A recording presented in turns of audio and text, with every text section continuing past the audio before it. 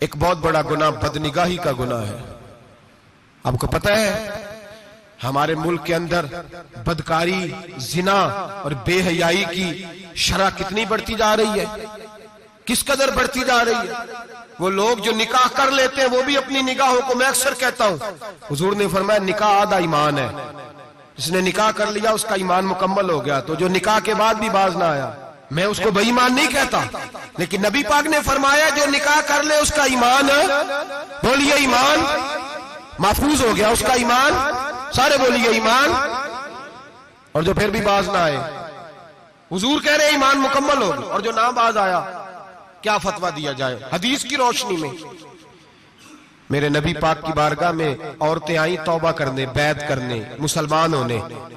تو حضور بیعت لیتے وقت فرمانے لگے میرے ساتھ وعدہ کرو، جھوٹ نہیں بولو گی، غیبت نہیں کرو گی، زنا نہیں کرو. ایک عورت بول پڑی، کہنے لگی یا رسول اللہ صلی اللہ علیہ وسلم میں مسلمان تو نہیں پر خاندانی ہوں، میرے گھر والوں کے ذہن میں بھی کبھی زنا کا خیال نہیں آیا. ہم تو اسے خاندانوں کے وقار کے خلاف سمجھتے ہیں. روز بری نظر سے کسی کو دیکھنا اور کسی کے بارے میں غلط باتیں، ناراض نہ ہونا. بہت سارے بوڑھے بھی لذت لے لے کے جرم بیان کرتے ہیں، گناہ بیان کرتے ہیں، غلط باتیں کرتے ہیں، کسی عورت کے بارے میں تبصرہ کرتے ہیں. کیا سمجھتے ہیں مرد اور عورت معاذ اللہ تعالیٰ ایک کمرے میں جا کے بدکاری کریں تو وہی زنا ہے؟ میری طرف دیکھیے اور جھانک کر کے سنیے کیا عرض کر رہا ہوں، ادھر دیکھیں میری طرف. نبی پاک صلی اللہ علیہ وسلم نے فرمایا زنا زبان کا بھی ہوتا ہے، زنا کان کا بھی ہوتا ہے، زنا آنکھ کا بھی ہوتا ہے. حضور کس طرح؟ فرمایا جس نے گند دیکھا اس نے آنکھ کا زنا کیا، جس نے لذت لے کے سنا چپ نہیں کرایا، پوری بات سنی، وہ بھی زانی ہے. اور جس نے گندی بات بولی وہ منہ کا زانی ہے، جس نے گند سوچا وہ دماغ کا زانی ہے. اور زانی کو سب سے پہلی سزا اللہ یہ دیتا ہے کہ سجدے کی لذت چھین لیتا ہے، عبادت کا سرور چھین لیتا ہے، اس کا نماز میں دل نہیں لگتا. قرآن میں سب سے پہلی سزا اسے اللہ اپنے دروازے سے دور کر دیتا ہے. بھائیو آج ہمارے سجدے بے کیف ہیں، آج لوگ غلط جگہ پہ گھنٹوں بیٹھے رہتے ہیں. مسجدوں میں لوگوں کے دلوں کو گھبراہٹ ہوتی ہے، لوگ بھاگتے ہیں. میرے نبی پاک نے فرمایا تو نظر کو پاک کر لے، اللہ تیری عبادت میں لذت پیدا فرما دے گا. میرے بھائی یاد رکھ لیں اور سن لیں، سب سے کمزور آدمی وہ ہے جس کا ذہن پاک نہیں. سب سے کمزور آدمی وہ ہے جو کردار کا غلط ہے. ایک بات میں نے پڑھی، اب یقین کریں میرا دل کرے کہ میں آگ لگا دوں اس عنوان کو جس پہ گندگی لکھی جاتی ہے، ان اخباروں کو، ان چیزوں کو جس پہ گند لوگوں کے دلوں میں.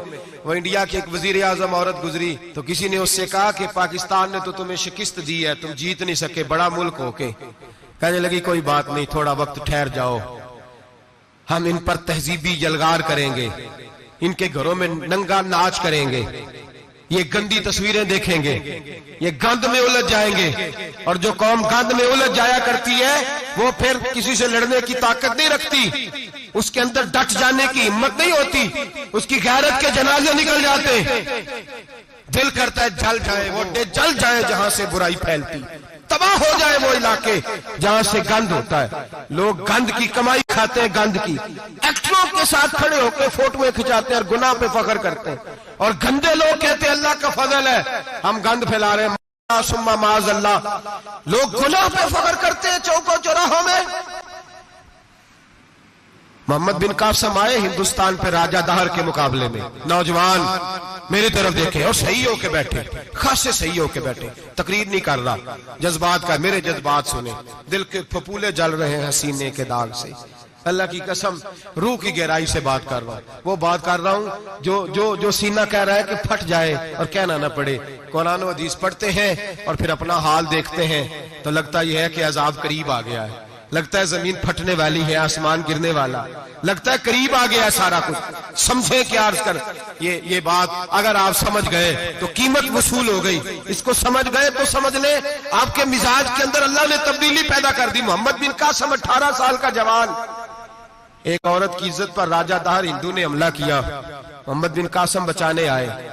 جب ہندوستان آئے فوج تھوڑی تھی، علاقہ تھوڑا تھا، راجہ دہر کی فوج بہت زیادہ، اور پھر اپنا عرب چھوڑ کے یہاں آ کے ہندوستان میں اس کے علاقے میں اس پہ حملہ کرنا، حالات خراب تھے۔ محمد بن قاسم پریشان ہے۔ ایک بزرگ نے دیکھا، کہنے لگے پریشان کی ہو؟ کہنے لگا سوچتا ہوں علاقہ بھی اس کا، فوج بھی اس کی، میرے فوجیوں کو تو رستوں کا بھی نہیں پتا، کیسے جنگ کریں گے، کدھر سے آئیں گے، اور پھر ہمیں زبان بھی نہیں آتی، کیسے کام ہوگا، ڈر رہا ہوں۔ 2-4 دن گزرے تو محمد بن قاسم اشاش بشاش ہو گئے۔ وہ بزرگ کہنے لگے خیر ہے، بڑے مطمئن ہو گئے ہو؟ کہنے لگے بس راجہ دہر ہم سے مقابلہ نہیں کر سکتا، راجہ دہر ہمارے مقابلے میں کھڑا نہیں ہو سکتا، وہ گرا کے گرا، وہ لڑکھڑایا کے لڑکھڑایا، ریزہ ریزہ ہو جائے گا۔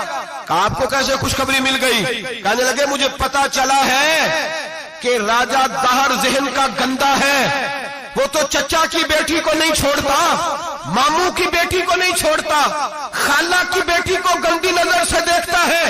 جس کا ذہن گندا ہوتا ہے وہ کسی کا مقابلہ نہیں کر سکتا، ہمیں فتح ہوگی، فتح، وہ گرے گا۔ وہ بزرگ کہتے ہیں میں سمجھ گیا کہ واقعی سے فتح ہوگی۔ آج کشمیر کیوں آزاد نہیں ہو رہا، فلسطین میں آگ کیوں لگی ہوئی ہے؟ مسلمان جب تک ذہن کا گندا ہے کمزور ہے، جب تک ذہن کا ناپاک ہے کمزور ہے۔ حضرت سعد بن ابی وقاص رضی اللہ تعالیٰ عنہ فرمایا کرتے تھے اللہ مسلمان کی مدد اتنی دیر تک کرتا رہتا ہے جتنی دیر تک مسلمان کا ذہن صاف رہتا ہے، کردار پاک رہتا ہے۔ آگ اس لیے معاشرے میں لگی ہے۔ نوجوانوں تم کہتے ہو کامیابیاں نہیں ملتی، اسے کیسے کامیابی مل سکتی ہے جس کا ذہن ہی صاف نہیں؟ وہ کیسے دنیا کی بازی جیت سکتا ہے جس کی نگاہ ہی پاک نہیں؟ وہ کیسے آگے بڑھ سکتا ہے جس کے کردار میں پاکیزگی نہیں؟ اپنے آپ کو پاک کر لو، اللہ ہر مشکل میں تمہاری مدد فرمائے گا، ہر رستے میں تمہاری مدد فرمائے گا۔ اور میں نے کہا جب آدمی ناپاک ہوتا ہے تو رب کریم اس سے عبادت کی لذت چھین لیتا ہے، اور اللہ کی سب سے بڑی سزا یہ ہے کہ کسی کو سجدہ نہ لمبا کرنا دے۔ رب کریم سب سے زیادہ اس سے ناراض ہے جس کو قرآن پاک کے کھولنے کی توفیق نہ ہو۔ سب سے زیادہ رب کریم اس شخص سے ناراض ہے جو اللہ کی بارگاہ میں جھکنے کی لذت چھوڑ جائے۔